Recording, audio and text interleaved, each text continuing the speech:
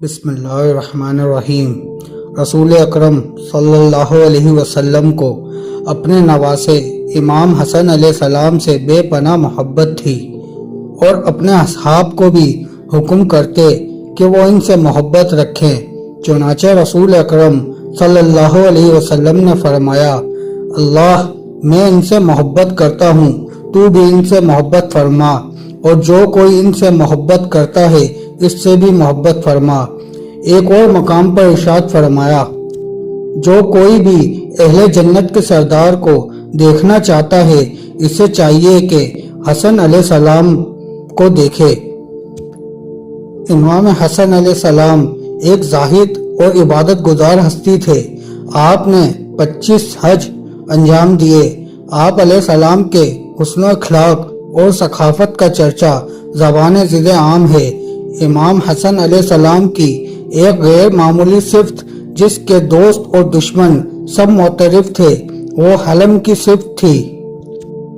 چنانچہ ایک شامی کہتا ہے کہ ایک دن میں نے مدینے میں ایک ایسے شخص کو دیکھا جس کا چہرہ باوقار اور انتہائی خوبصورت تھا۔ اس کے بدن کا لباس بھی انتہائی مناسب اور آراستہ تھا۔ وہ گھوڑے پر سوار تھا۔ میں نے ان کے بارے میں پوچھا تو لوگوں نے بتایا کہ حسن ابن علی علیہ السلام ہیں۔ یہ سن کر میرا پورا وجود غصے میں جلنے لگا اور میں بغض اہل بیت کی وجہ سے ان پر سب و شتم کرنے لگا۔ جب میں انہیں کافی برا بھلا کہہ چکا تو انہوں نے مجھ سے پوچھا، کیا تم مسافر ہو؟ میں نے کہا ہاں۔ آپ علیہ السلام نے فرمایا، میرے ساتھ آؤ، اگر تمہارے پاس رہائش نہیں ہے تو میں تمہیں رہائش دوں گا، اگر پیسہ نہیں ہے تو میں تمہاری مدد کروں گا، اور تمہاری کوئی ضرورت ہے تو میں تمہاری ضرورت پوری کروں گا۔ یہ سن کر میں ان کے قدموں میں گر پڑا اور اپنے کام پر شرمندگی کا اظہار کیا۔ اس کے بعد روئے زمین پر ان سے زیادہ محبوب میرے نزدیک کوئی نہ تھا۔ آپ علیہ السلام کی سخاوت اور مہمان نوازی بھی پورے عرب میں مشہور تھی۔ آپ علیہ السلام نے 3 مرتبہ اپنا تمام مال راہ خدا میں تقسیم کر دیا۔ کسی سائل کو خالی ہاتھ نہیں لوٹاتے تھے۔ کسی نے پوچھا، آپ علیہ السلام خود ضرورت مند ہیں، پھر بھی کیا بات ہے کہ سائل کو رد نہیں فرماتے؟ آپ علیہ السلام نے جواب دیا، میں خود خدا کی بارگاہ کا سائل ہوں، مجھے شرم آتی ہے کہ خود سائل ہوتے ہوئے دوسرے سائلوں کے سوال کو پورا نہ کروں۔ جب 21 رمضان المبارک 40 ہجری کو امیر المومنین حضرت علی علیہ السلام کی شہادت ہو گئی اور امام حسن اپنے بابا کے کفن و دفن سے فارغ ہوئے تو مسلمانوں کے مجمع سے مختصر مگر انتہائی جامع خطبہ ارشاد فرمایا، اے لوگو، آج کی شب اس شخص نے انتقال فرمایا ہے جس پر عمل و کردار کے اعتبار سے نہ پہلے والے سبقت لے گئے ہیں اور نہ بعد والے وہاں تک پہنچ سکتے ہیں۔ وہ مرد میدان رسول اکرم صلی اللہ علیہ وسلم کے ساتھ راہ خدا میں جہاد کرتا تھا، انہیں بچاتا تھا، اور جب وہ پرچم دے کر اسے میدان جہاد میں بھیجتے تھے تو اس کی دائیں طرف جبرائیل علیہ السلام اور بائیں طرف میکائیل علیہ السلام ہوتے تھے، اور اس وقت تک واپس نہ آتا تھا جب تک دونوں ہاتھوں پر فتح حاصل نہ کر لے۔ ان کا انتقال اس رات میں ہوا ہے جس رات عیسیٰ علیہ السلام بن مریم کو آسمان پر اٹھایا گیا اور یوشع بن نون کا انتقال ہوا۔ انہوں نے ترکے میں نہ درہم چھوڑے ہیں اور نہ دینار، صرف 700 درہم عطا سے باقی رہ گئے ہیں جس سے ایک خادم خریدنے کا ارادہ تھا اور وہ نہ ہو سکا۔ اے لوگو، جو مجھے پہچانتا ہے وہ پہچانتا ہے، اور جو نہیں پہچانتا وہ پہچان لے کہ میں حسن ابن علی علیہ السلام ہوں، فرزند رسول اکرم صلی اللہ علیہ وسلم، فرزند وصی رسول صلی اللہ علیہ وسلم، فرزند بشیر و نذیر، اور اس کا فرزند ہوں جو خدا کی طرف دعوت دینے والا اور سراج منیر تھا۔ میرا شمار اہل بیت علیہ السلام میں ہوتا ہے جن سے خدا نے ہر رجس کو دور رکھا ہے اور انہیں مکمل طہارت عنایت فرمائی ہے، اور ان کی محبت کو اجر رسالت قرار دیا ہے۔ نیکی ہم اہل بیت کی محبت کا نام ہے۔ इस खुतबे के बाद 40,000 अफराद ने आप अलैहिस्सलाम का हाथ पर बैत की और यूं ज़ाहिरी इमामत और खिलाफत पर मुतमकिन हो गए।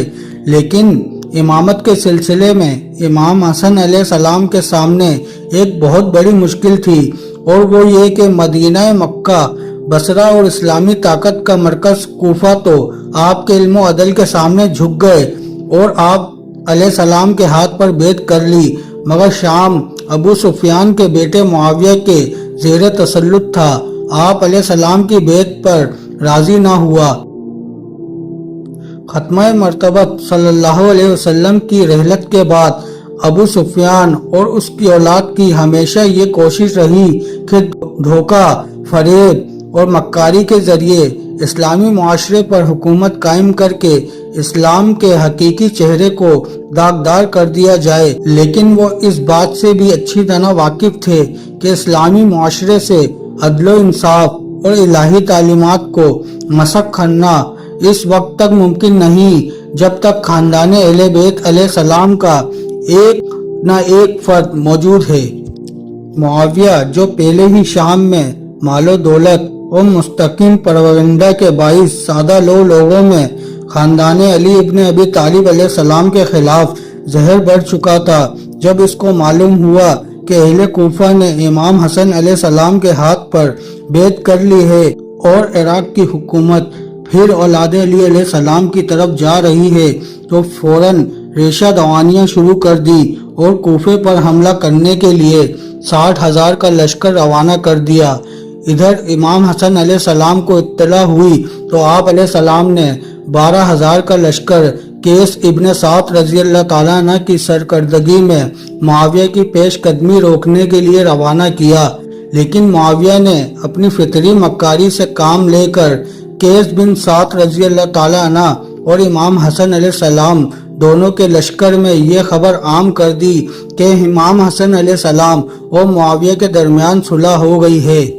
केस बिन साद के लश्कर में ये खबर नशर हुई कि इमाम हसन अलैहिस्सलाम ने मुआविया से सुलह कर ली है और केस बिला सबब लड़ रहे हैं।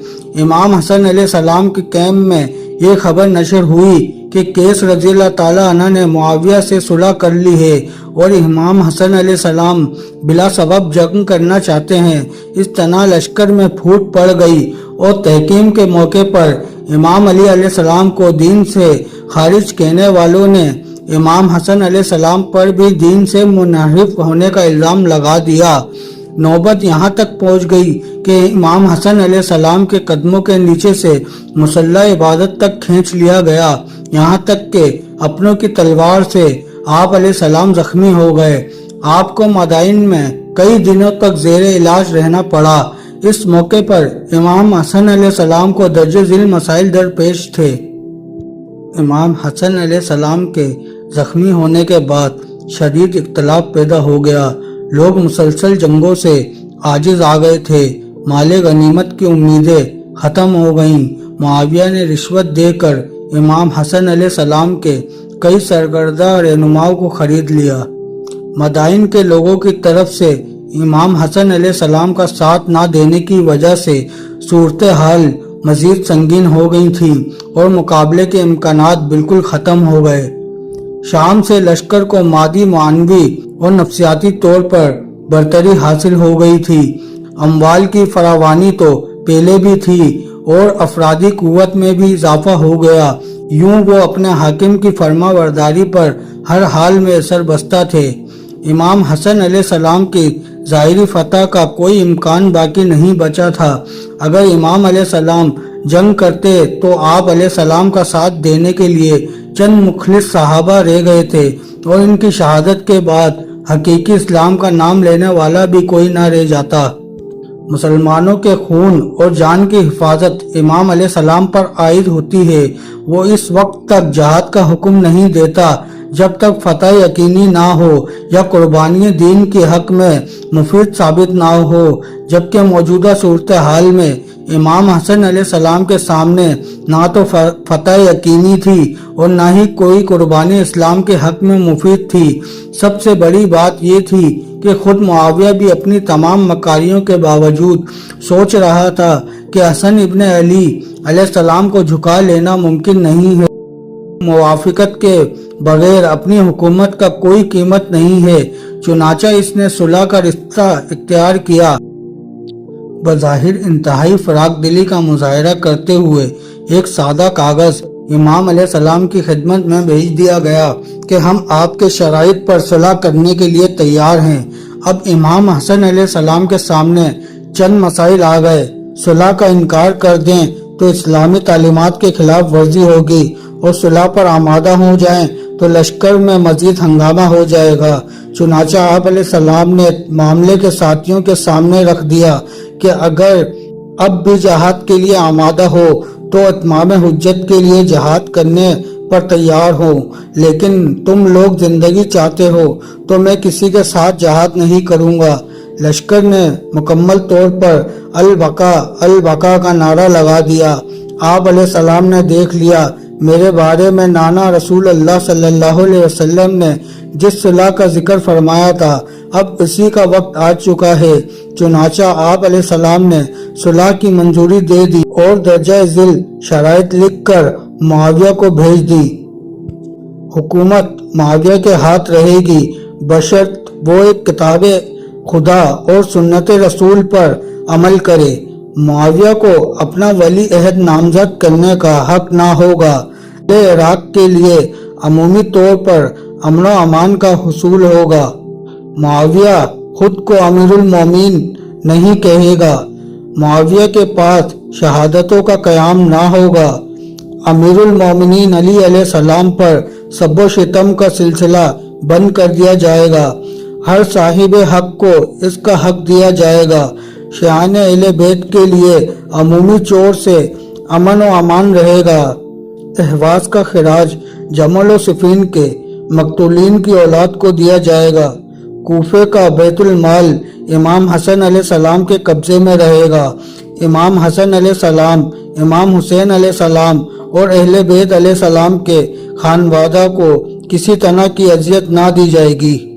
इमाम हसन अलैहिस्सलाम ने अपनी सुलह से दर्जे ज़िल फायदे हासिल किए। सबसे बड़ा फायदा ये हुआ कि मुसलमान एक ऐसी खनवेज जंग से बच गए कि जिसका अंजाम सिवाय असहाबो बावफा मुखलिस मुसलमानों और खानदान अहले बैत अलैहिस्सलाम के कत्ले आम के और कुछ भी न था। अमीरुल मोमिनीन अली अलैहिस्सलाम पर सबो शितम बंद करने की शर्त लगाकर दुनिया पर वाज़ा कर दिया कि शाम के ज़ेर इक़्तिदार नफ्से रसूल अली अलैहिस्सलाम से किस तरह का बर्ताव किया जा रहा है और आले मोहम्मद अलैहिस्सलाम किस मजलूमियत की जिंदगी गुजार रहे हैं। इस्लामी हुकूमत के लिए सबसे अहम बात यह है कि इसकी बुनियाद किताब व सुन्नत पर हो। इससे हटकर हुकूमत इस्लामी कहे जाने के काबिल नहीं है। इमाम हसन अलैहिस्सलाम ने सबसे पहली शर्त ये करार दी कि ए मुआविया, तुझे किताब खुदा और सुन्नत रसूल सल्लल्लाहु अलैहि वसल्लम पर अमल करना होगा। जो इस अमर का खुला ऐलान था कि शाम की हुकूमत में किताब व सुन्नत पर अमल नहीं हो रहा। इमाम हसन अलैहिस्सलाम मुआविया के नापाक अज़ाइम से भी अच्छी तरह आगाह थे। लिहाजा आप अलैहिस्सलाम को ये खदशा था कि मुआविया उनके खास सहाबा मुखलिस मुसलमानों को किसी बहाने से कत्ल कर देगा। लिहाजा सुलहनामे में इनकी जिंदगियों का तहफ़्फ़ुज़ फराहम कर दिया। सुलह के नतीजे में महबान अहले बैत अलैहिस्सलाम को कदरे आज़ादी मिल गई और उन्होंने इस्लाम के सही अकायद और अहकाम की नशर व अशात का काम शुरू कर दिया और यूं उम्मत इस्लामिया हक़ाइक़ से आशना होने लगी। मुआविया को पाबंद किया गया, वो अपने बाद किसी को अपना वली अहद मुकर्रर नहीं करेगा। ये था सुलहनामे का लबे लबाब। अगरचे मुआविया ने इसमें से किसी शक पर अमल नहीं किया, लेकिन इमाम हसन अलैहिस्सलाम ने यह अहदनामा लिखकर रूए इस्लाम की नक्शे कशी कर दी। 10 साल की मुद्दत में जहाँ भी सुलहनामे की किसी शकों से इनराफ नजर आता, लोगों की तवज्जो उसकी तरफ मबजूल कराते, खुसूसन जब मुआविया ने तवारिस की बुनियाद पर یزید کو ولی عہد بنا لیا تو امام حسن علیہ السلام کی تقریر سے اسلامی معاشرے میں ایک فکری انقلاب آ گیا اور معاویہ نے محسوس کر لیا کہ امام حسن علیہ السلام کے ہوتے ہوئے وہ کسی بھی صورت مذہب اسلام میں تحریف نہیں کر سکتا، اور یوں وہ امام حسن علیہ السلام کے قتل کے منصوبے بنانے لگ گیا، جس میں بالآخر وہ کامیاب ہو گیا، جس نے آپ کی زوجہ جودہ بنت اشعث کو انعام و اکرام کا لالچ دے کر اس کام کے لیے آمادہ کر لیا۔ چنانچہ مشہور یہ ہے کہ 50 ہجری میں 47 سال کی عمر میں اس نے آپ علیہ السلام کو زہر دے کر شہید کر دیا۔ ان اللہ و انا الیہ راجعون۔